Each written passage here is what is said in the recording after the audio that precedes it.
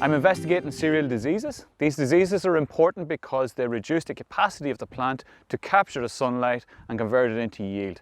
This yield is important because it is this that the farmer is harvesting, and it's that from that they're actually able to make a profit. So I'm looking at the different strategies of crop protection that we can use to reduce the potential of these diseases to impact the yield.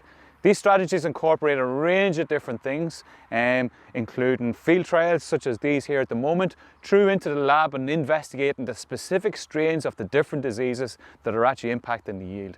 These different diseases will have different attributes, and we need to tease out what specific components of them we can target, whether it be through rotation, whether it be through varietal resistance, incorporating also pesticide usage. I think we can look at this in a number of different ways.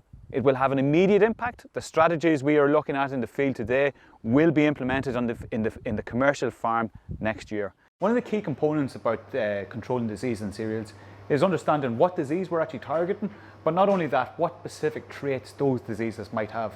So from the field trials perspective, we can manage it in the field, but to actually understand exactly and understand the details of the different diseases, we need to take it into the lab.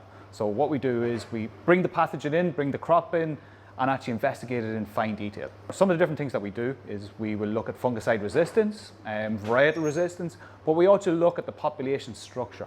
So to see how different it is there specific treatments that are impacting the population? And if there is, then can we actually tailor those solutions to bring them back out to the field to make sure that we're actually controlling this disease in a sustainable, in a long-term sort of solution? Each year we take in approximately 2,000 or 3,000 samples, and that then would go into storage, into our library storage, and we would build that up over the years. At the moment we have a library there that's going back to 2005. We tend to look at maybe 4 or 5 different diseases. We're not just focusing on the diseases of wheat, we also look at barley, we also look at oats, and we look at potatoes.